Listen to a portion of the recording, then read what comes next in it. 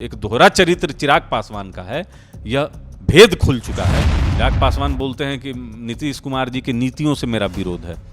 तो नीति उनका अगर विरोध है तो फिर पैर क्यों छू रहे हैं जब आप ये मानते हैं? चिराग पासवान बिहार की राजनीति में कोई जगह नहीं रखते हैं, कोई एग्जिट नहीं करते हैं। चिराग का रोजगार योजना का क्या हुआ?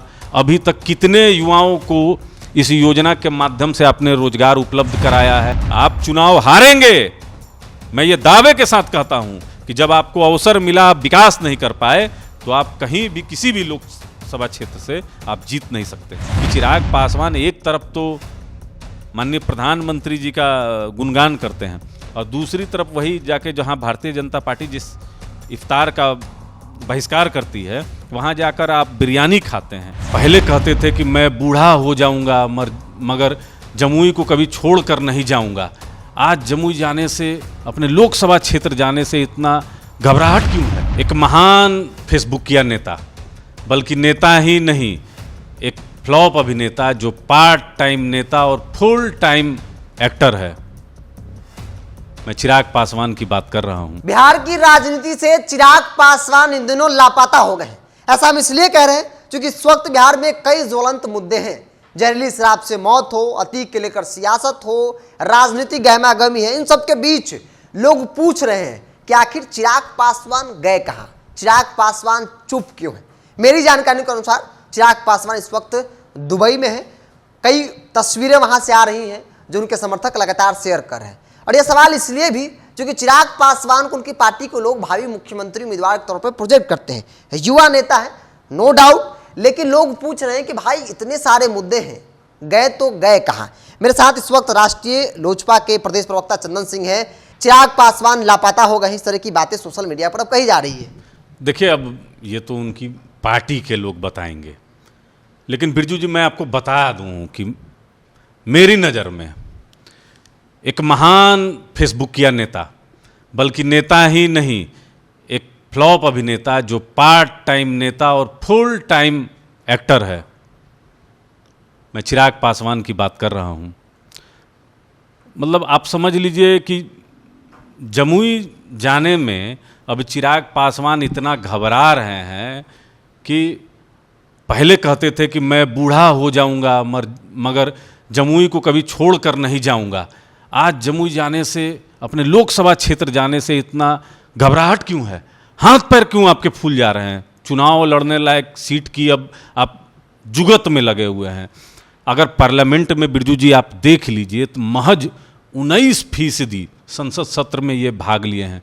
फुल टाइम मुंबई में अपने एक्टर मित्रों के साथ रहकर बिहार फर्स्ट के जगह पर डिस्को फर्स्ट और पार्टी फर्स्ट करने में लगे हुए हैं। जमुई लोकसभा की जो मासूम जनता है वो अपना सवाल पूछना चाहती है, लेकिन अब क्या कहा जाए? जो व्यक्ति 5 साल ध्यान लगाकर मैट्रिक से इंटर तक बेस मजबूत करके पढ़ा हो, अब हम लोग क्या कह सकते हैं? जो बीटेक का नाम लेकर सच्चाई छुपाता हो, जो अंडर ग्रेजुएट हो, तो उनके बारे में हम लोग बहुत कुछ नहीं कह सकते हैं। अब वो सवाल का भी जवाब देना पसंद नहीं करते हैं। मैं तो आपके माध्यम से कई सवाल मैंने किए हैं।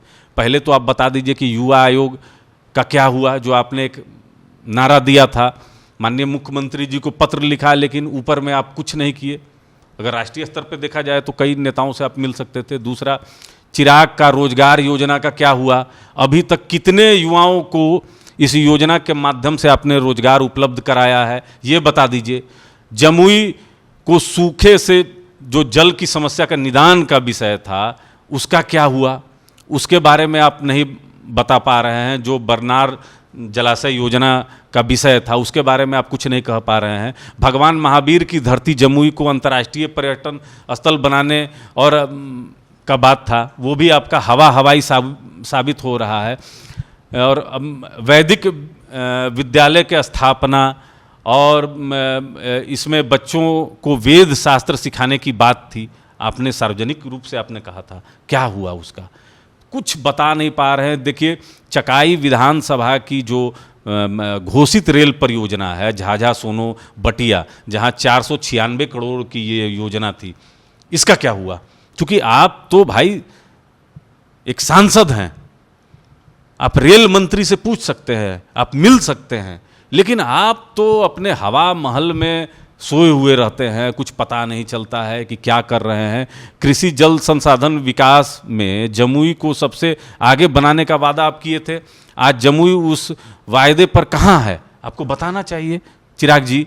जमुई लोकसभा में 5 नए केंद्रीय विद्यालय खोलने की बात थी, एक ही खुला, तो आप बताइएगा ना जमुई की जनता को कि आपने क्या किया है।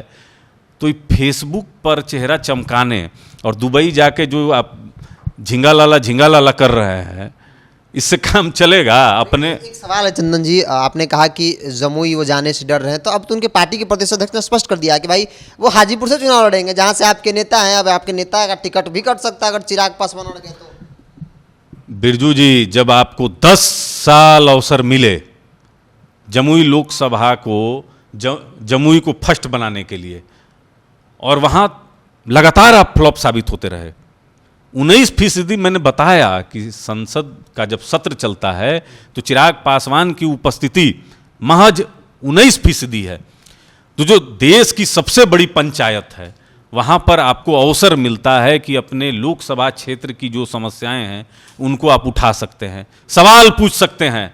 तो सवाल पूछने के समय आकर या पटना में अगर आप अपने आवास पर सो जाएंगे तो कैसे चलेगा? यानी इसका मतलब आप भाग रहे हैं, जमुई से आप भाग रहे हैं। तो देश के किसी भी लोकसभा क्षेत्र में आप चले जाइए, वहां चुनाव लड़ने के लिए आपको पब्लिक स्वीकार नहीं करेगी, आप चुनाव हारेंगे।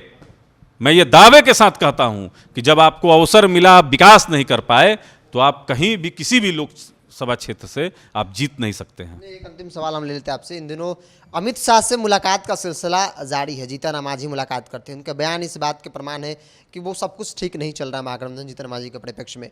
उपेंद्र कुशवाहा से मुलाकात होती है, अब कहा जा रहा है कि मुकेश सहनी से भी अमित शाह की मुलाकात होगी, लेकिन चिराग पासवान से मुलाकात नहीं हो रही। चूंकि हनुमान तो कहते हैं मोदी के हनुमान, भारतीय जनता पार्टी लगता है कि मुलाकात करेगी या सब कुछ ठीक करने की कोशिश करेगी, कहेगी कि भाई लोजपा एक हो जाइए, हम लोग साथ मिलकर चुनाव लड़ेंगे। देखिए, मुलाकात के लिए तो सुनते हैं कि प्रयास ही पिछले 6 महीना से कर रहे हैं अमित शाह से, माननीय गृह मंत्री जी से, माननीय प्रधानमंत्री जी से, लेकिन इनको समय नहीं दिया जा रहा है। क्योंकि देखिए, भारतीय जनता पार्टी विश्व की सबसे बड़ी पार्टी है, और अगर ब्लैकमेल की नीयत से अगर आप भारतीय जनता पार्टी के शीर्ष नेताओं से मिलना चाहेंगे तो आपको कभी समय नहीं मिलेगा। आपके पास कोई विजन नहीं है, आप कहते हैं कि पहले हमको ये दीजिए तब हम वो काम करेंगे।